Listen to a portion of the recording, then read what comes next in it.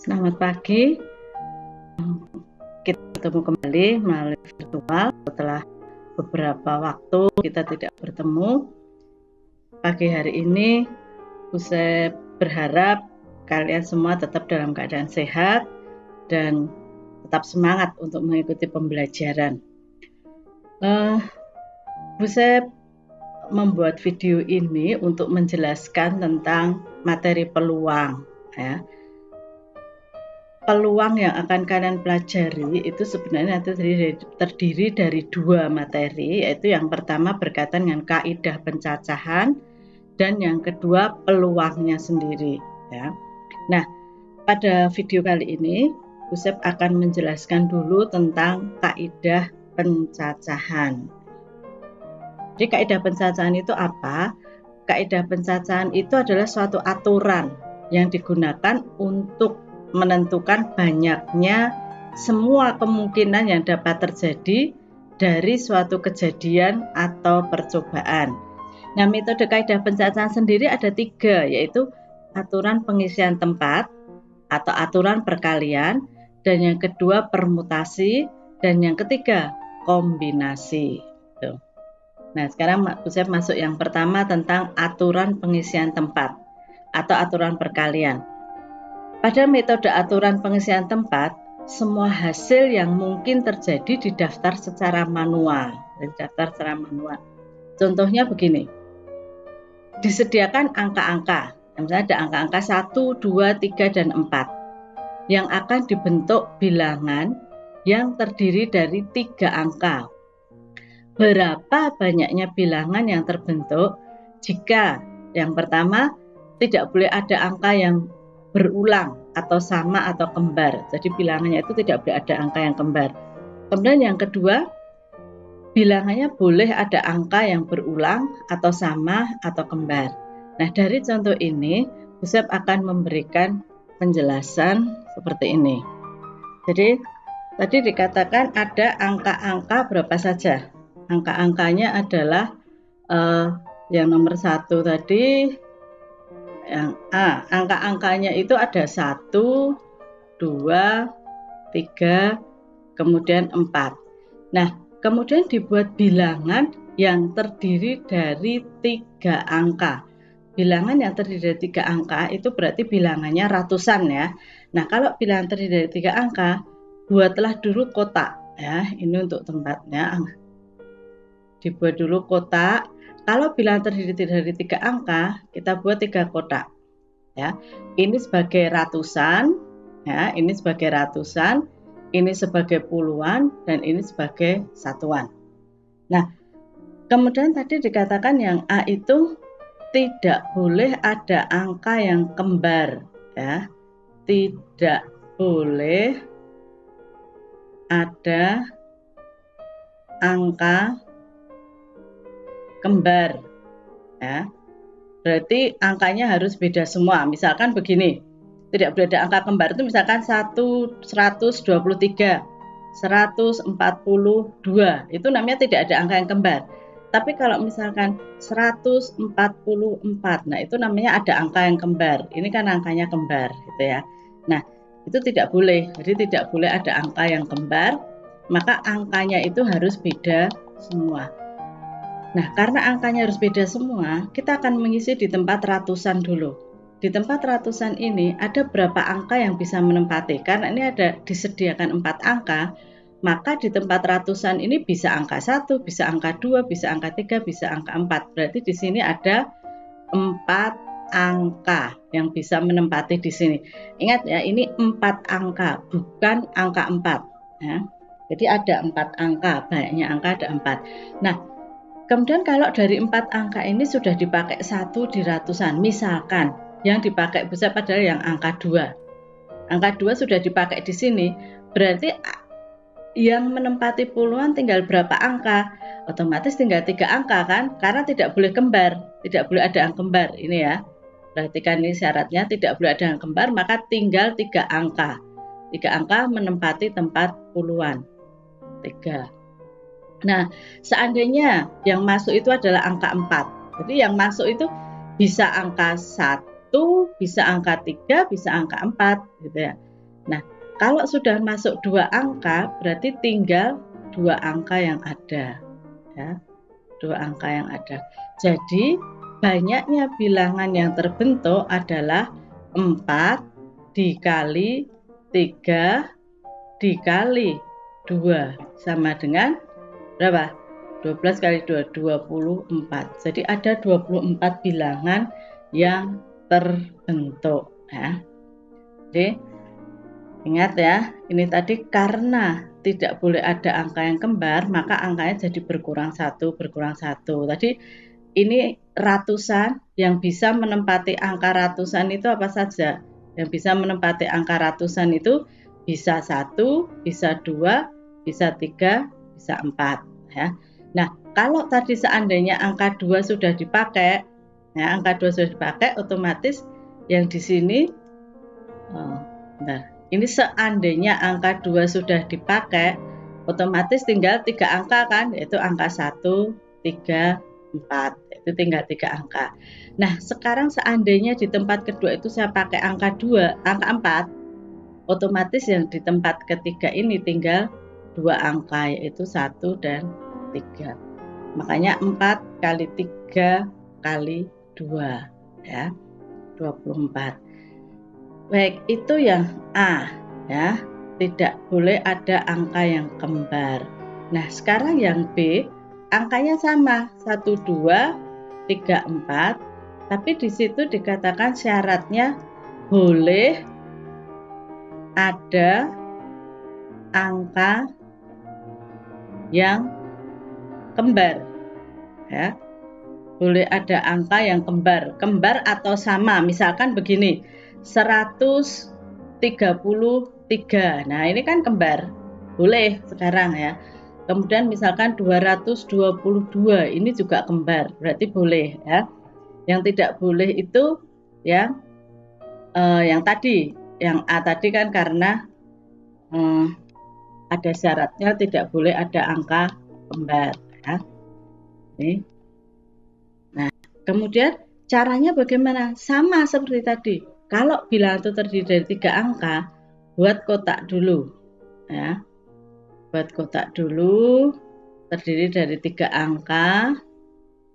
Nah, seperti tadi, yang bisa menempati tempat ratusan ini ada berapa angka? Yaitu angka 1, 2, 3, 4 ya. Seperti tadi ada angka 1. Nah, ini ada angka 1, 2, 3, 4. Berarti ada 4 angka. Nah, kemudian syaratnya itu boleh ada angka kembar. Boleh kembar. Kembar itu artinya, kalau seandainya angka 2 sudah saya pakai, maka di sini angka 2 masih boleh dipakai lagi. Ya. Berarti di sini masih tetap ada 4 angka. Demikian juga yang puluhannya masih ada 4 angka, karena setiap angka masih boleh dipakai terus. Jadi banyaknya bilangan berapa? 4 kali 4 kali 4 sama dengan 64. Itu ya. Jadi ini banyaknya bilangan 64, kalau ini tadi 24. Nah, itulah penjelasannya jika bilangan itu terdiri dari 3 angka. Kalau misalnya bilangan itu dibuat terdiri dari 4 angka bagaimana? Ya kalian buat 4 kotak dulu ya. Kalau ada 4 angka berarti 4 kotak dulu. Nah, 4 kotak itu sebagai apa? Ini sebagai ribuan, ratusan, puluhan, satuan gitu ya. Nah, kemudian begini. Kalau sekarang seandainya soalnya itu dikembangkan ya, bilangannya itu harus ganjil atau genap. Nah, bilangannya itu harus ganjil atau genap. Nah, bahkan bisa kembangkan di sini angkanya tetap sama, 1, 2, 3, 4. Kemudian dibuat bilangan terdiri dari 3 angka, tapi harus ganjil. Nah, ganjil tidak boleh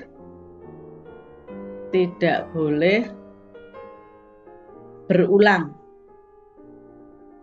Ganjil tapi tidak boleh berulang. Nah, jadi angkanya harus beda semua. Sama seperti tadi, buat dulu kotak, Ya, karena terdiri dari 3 bilangan, dibuat 3 kotak dulu. Ya. Nah, kemudian ingat, kalau ada syarat ganjil atau genap, bilangan itu dikatakan ganjil atau genap kalau nilai satuannya itu ganjil atau genap. Kalau bilangannya ganjil, otomatis satuannya juga ganjil. Satuan itu yang belakang. Ya. Kalau bilangannya itu genap, maka satuannya juga harus genap. Nah, sekarang karena yang diminta itu bilangannya adalah ganjil. Nah, lihat, yang dimasukkan itu satuannya dulu. Lihat, ini angka 1, 2, 3, 4. Angka yang ganjil yang mana saja? Yang ganjil adalah angka 1 dan angka 3. Berarti ada 2. Ada 2 yang bisa menempati di tempat, ya, ada 2. Nah, seandainya, ya, berarti ada 2 itu angka berapa? Angka 1 dan angka 3, ya, yang bisa menempati di sini. Nah, kemudian yang seandainya yang saya masukkan di sini itu adalah angka 1, di angka 1 ini yang saya masukkan, ya, ini saya hapus dulu ya. Nah.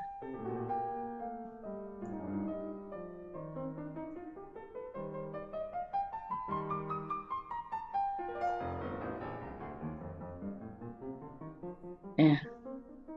Ini tadi bilangannya 2, 3, gini ya. Nah, seandainya angka 1 itu saya masukkan di sini, Tadi kan yang menempati satuan ada 2 ya, angka 1 dan angka 3. Kalau angka 1 sudah menempati di sini, otomatis yang bisa menempati angka ratusan tinggal berapa saja. Berarti yang menempati angka ratusan bisa 2, bisa 3, bisa 4. Berarti ada 3 angka. Nah, kalau 3 angka sudah dipakai 1 lagi untuk di sini, otomatis di sini tinggal berapa? Tinggal 2 angka. Berarti kalau bilangan itu harus ganjil, maka baiknya bilangan adalah 3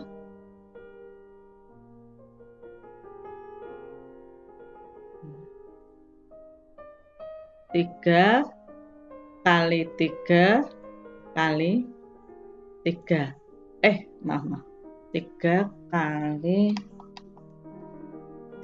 kali 2 kali 2 sama dengan berapa? 12.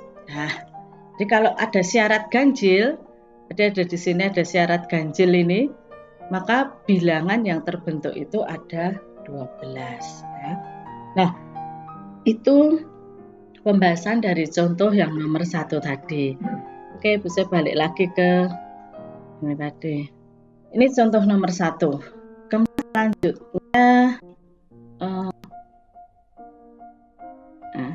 selanjutnya contoh yang nomor 2. Dani melakukan perjalanan dari kota A ke kota C melalui kota B. Jadi dari A ke C melalui kota B. Terdapat 3 jalan yang dapat dilalui dari kota A ke kota B dan 4 jalan yang dapat dilalui dari kota B ke kota C. Berapa banyaknya jalan yang dapat dilalui Dani dari kota A ke kota C melalui kota B? Ya. Tadi perjalanan Dani itu dari kota A, tadi contoh nomor 2. Dani berjalan dari kota A ke kota C, tapi melalui kota B. Ya. Dari kota A ke B tadi ada berapa jalan? Dari kota A ke kota B terdapat 3 jalan dari kota A ke kota B. Ya. Dari kota A ke kota B ada 3 jalan.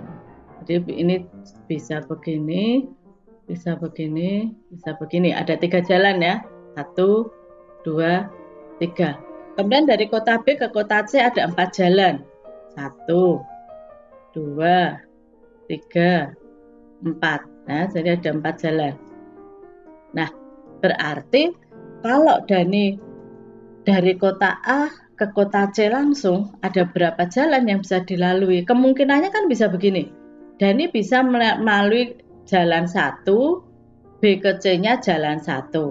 Bisa juga ini jalan 1, A ke B jalan 1, tapi B ke C-nya jalan 2. Berarti jalan yang dilalui Dani adalah 3 kali 4. Sama dengan ada 12 jalan yang bisa dilalui Dani. Ya. Nah, ini soal seperti ini bisa dikembangkan. Misalkan, di kantin sekolahmu itu jual makanan. Di kantin sekolah itu jual makanan dan minuman. Ya, minuman. Misalkan makanannya itu ada soto,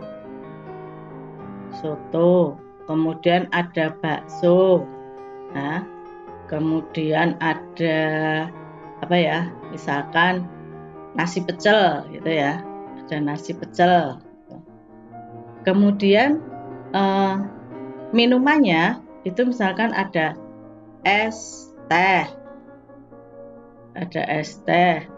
kemudian ada es jeruk, gitu ya. Nah, kalau misalkan berarti makanannya ada berapa? Makanannya ada 3, minumannya ada 2, ya. Kalau misalkan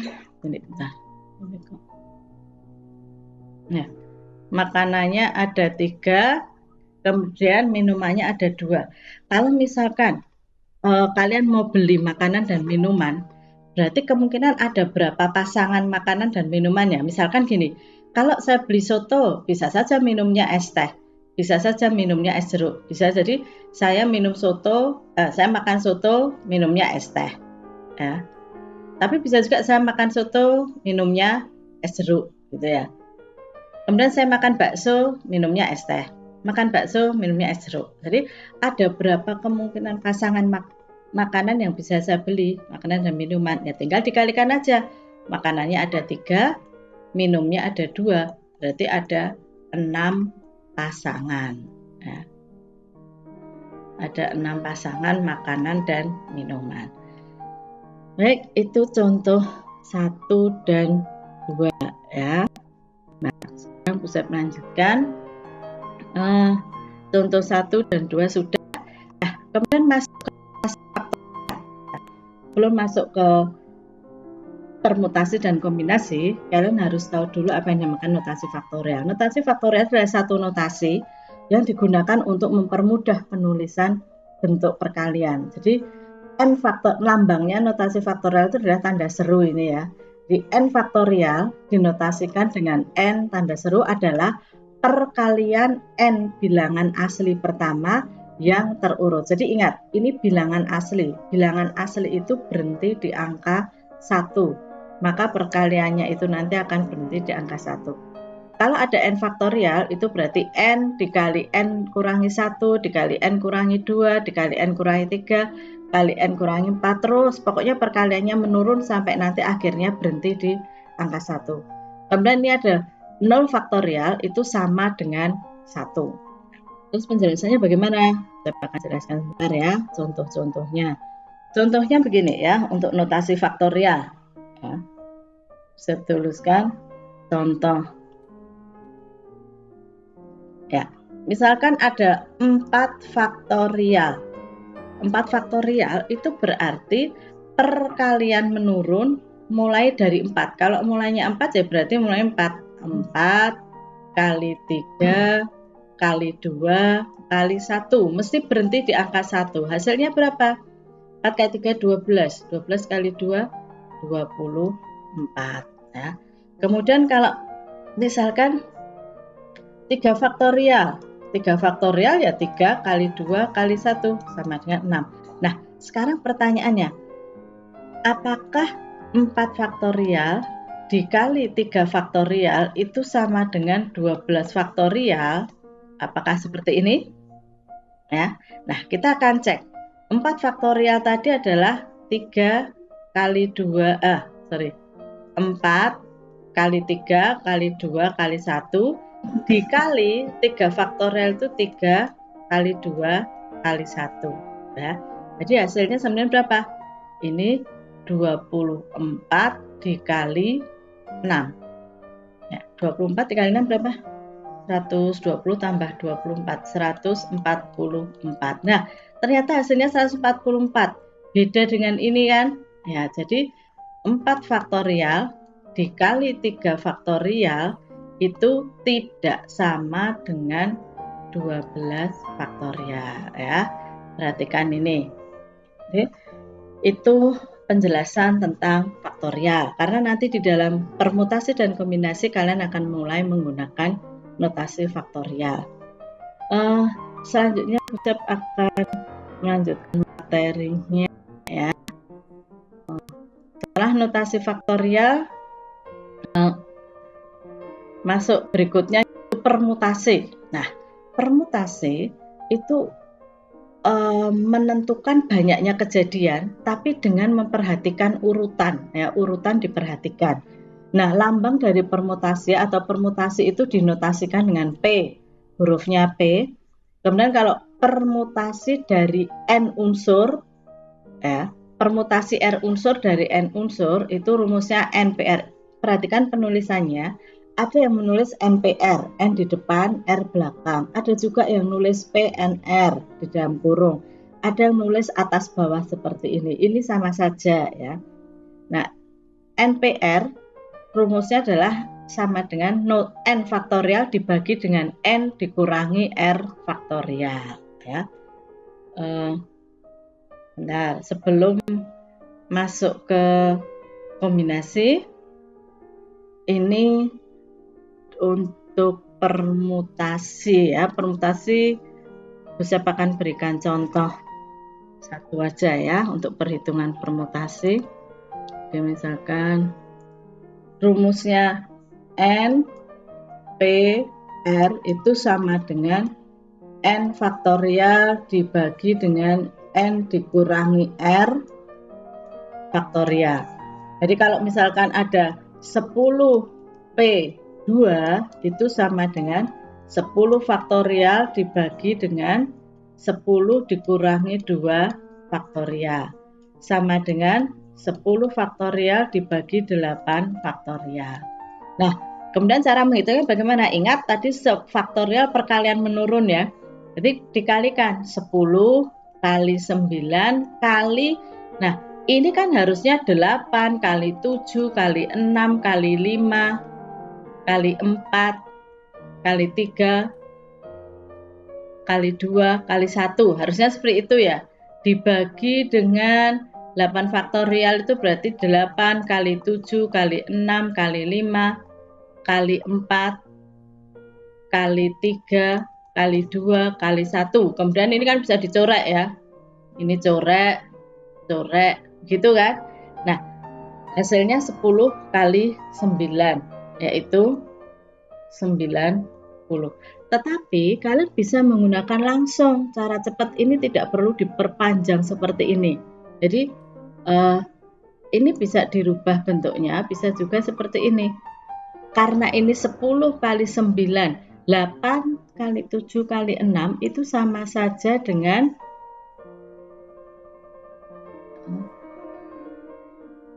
ini kan sama saja dengan 8 faktorial ya. Jadi 8 kali 7 kali 6. Nah, demikian juga yang bawah ini. Ya.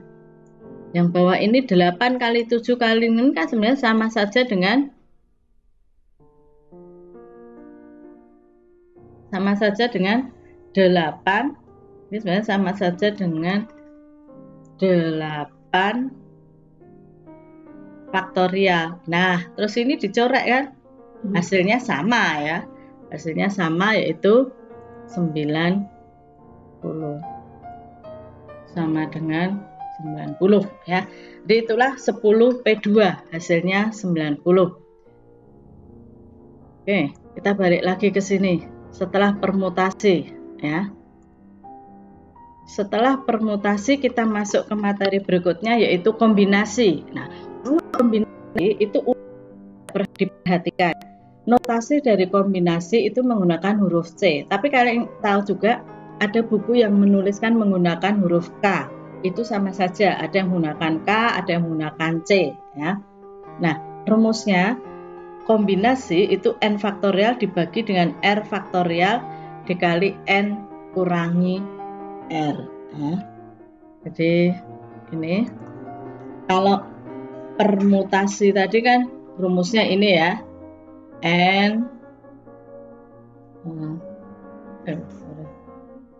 NPR ini. Nah, sebenarnya kalau kombinasi itu NCR sama dengan N faktorial dibagi R faktorial dikali N kurangi R faktorial. Nah, rumusnya ini. Tidak jauh beda ya, hanya ini yang permutasi N dikurangi R, sementara kalau yang kombinasi dikalikan R faktorial. Nah, untuk contohnya bisa beri satu saja ya, seperti tadi di permutasi.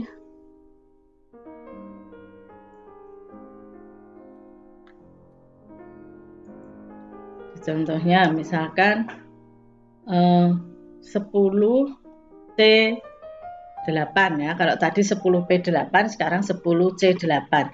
Berarti apa? 10 faktorial dibagi dengan 8 faktorial dikali 10 kurangi 8 faktorial. Sama dengan 10 faktorial dibagi 8 faktorial dikali 2 faktorial. Sama dengan 10 kali 9 kali. Karena di bawah ada 8 faktorial, maka di atas berhenti saja dengan sampai 8 faktorial. Ya. Dibagi dengan 8 faktorial dikali 2 faktorial itu 2 kali 1. Nah, ini kita coret. Nah, hasilnya jadi 90 dibagi 2 sama dengan 45. Nah, itu kombinasi. Kalau tadi permutasi hasilnya 90, sekarang kombinasi hasilnya 45. Terus, bagaimana sekarang membedakan? Bagaimana membedakan antara permutasi dan kombinasi? Nah, ini perbedaan antara permutasi dan kombinasi. Seperti tadi, permutasi itu memperhatikan urutan. Sementara kalau kombinasi itu urutan tidak diperhatikan. Contohnya begini, dari 4 orang akan dipilih 3 orang sebagai juara 1, juara 2, juara 3. Nah, ini kan urutan diperhatikan. Ya. Beda urutan kan sudah beda posisi, beda arti ya. Atau begini, kedudukan sebagai ketua, sekretaris, bendahara, itu kan sudah beda ya. Nah, tapi kalau kombinasi, misalkan dari 4 orang akan dipilih 3 orang mewakili lomba lari atau lomba menggambar. Nah, ini tidak memperhatikan urutan. Lomba lari, lomba menggambar itu tidak memperhatikan urutan. Nah, kalau itu tidak memperhatikan urutan, berarti kombinasi. Kalau itu memperhatikan urutan, permutasi. Kemudian, oke, sekarang saya beri contoh-contoh soal ya. Ini contoh soal pengembangan ya dari permutasi dan kombinasi tadi. Sebelumnya saya akan pastikan dulu perbedaannya ya, saya akan jelaskan dulu. Ya, misalkan begini ya, ini ada 4 orang anak, misalkan ya, 4 orang anak.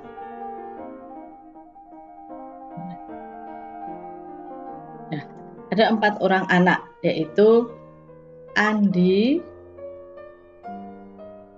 Budi,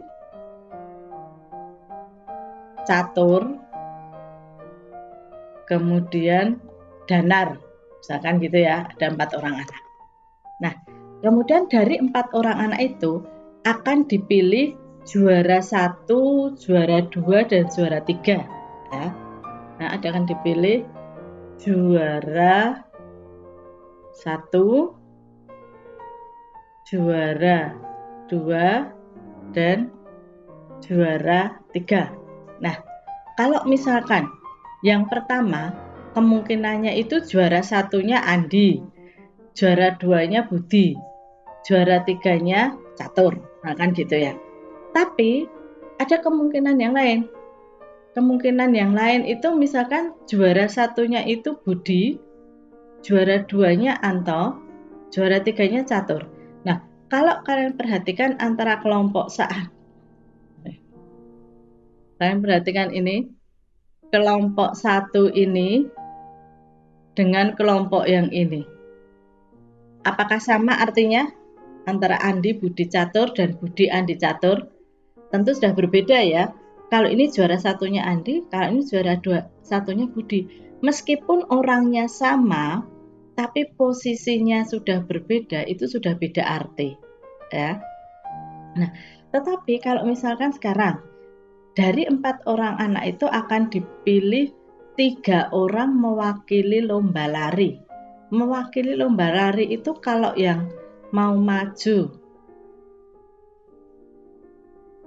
kalau yang maju itu Andi, Budi, kemudian Catur, yang maju ini, kelompok ini, dengan yang maju Andi, Catur, Budi. Sama enggak? Ya. Nah, ini kan satu kelompok. Ya. Meskipun ini Andi, Budi, Catur dengan Andi, Catur, Budi karena mereka mewakili lomba lari, berarti ini kan sama saja ya, antara ini dengan ini kan sama. Jadi dianggap hanya ada satu kelompok, Andi, Budi, Catur itu satu kelompok. Tapi kalau yang permutasi ini tadi, antara Andi, Budi, Catur dengan Budi, Andi, Catur itu sudah beda. Ya, berarti ini sudah ada 2 kelompok, gitu loh ya. Inilah perbedaan permutasi dan kombinasi. Baik, kalau sudah kita kembali ke ini, bisa berikan contoh ya. Soal dalam suatu perlombaan berprestasi diikuti 10 peserta yang akan diambil 3 pemenang sebagai juara 1, 2, dan 3. Tentukan banyaknya kelompok juara yang dapat terbentuk. Nah, kalau seperti ini kalian harus bisa menentukan dulu, ini permutasi atau kombinasi. Ya. Perhatikan, karena ada kata 3 pemenang sebagai juara 1, 2, dan 3, kalau ada kata juara 1, 2, dan 3, maka itu mesti permutasi. Ya. Permutasi. Terus cara mengerjakannya, ya, jadi itu permutasi. Tadi ada 10 peserta lomba. Soal nomor 1 ada 10 peserta lomba, akan dipilih juara 1, 2, dan 3. Nah, karena juara 1 dan 3 memperhatikan urutan, maka kalian menggunakan permutasi. Permutasi 10, 3, yaitu 10 faktorial dibagi dengan 10 kurangi 3 faktorial. Sama dengan 10 faktorial dibagi 7 faktorial. 10, 9, 8, 7 faktorial berhenti karena di bawah ada 7 faktorial. Coret saja ya. Hasilnya jadi berapa? 720. Berarti ada 720 kelompok juara nanti. Kemudian ini yang pertama, kita masuk ke soal yang kedua. Ya. Sekelompok siswa yang beranggotakan 15 orang akan mengikuti lomba lari yang diikuti 5 orang saja. Tentukan banyaknya cara pemilihan. Nah, kalau lomba lari itu urutan tidak diperhatikan ya, pokoknya ngambil 5 orang. Jadi ini menggunakan kombinasi. Ada 15 orang, dipilih 5 orang. Soal yang kedua, N-nya ada 15 orang, dipilih 5 orang. Maka 15 C5. 15 faktorial dibagi 5 faktorial dikali 15 dikurangi 5 faktorial. 15 faktorial dibagi 5 faktorial kali 10 faktorial sama dengan 15 kali 14 kali 13 kali 12 kali 11 kali 10 faktorial. Dibagi dengan 5 faktorial itu 5 kali 4 kali 3 kali 2 kali 1, sementara 10 faktorialnya tetap kita tulis karena kita corek dengan yang atas ya. Nah, sekarang kita main coret-coret. Nah, 5 dikali 3 itu bisa dicoret dengan 15. Kemudian 4 itu bisa dicoret dengan 12 ya. Ini dapat 3.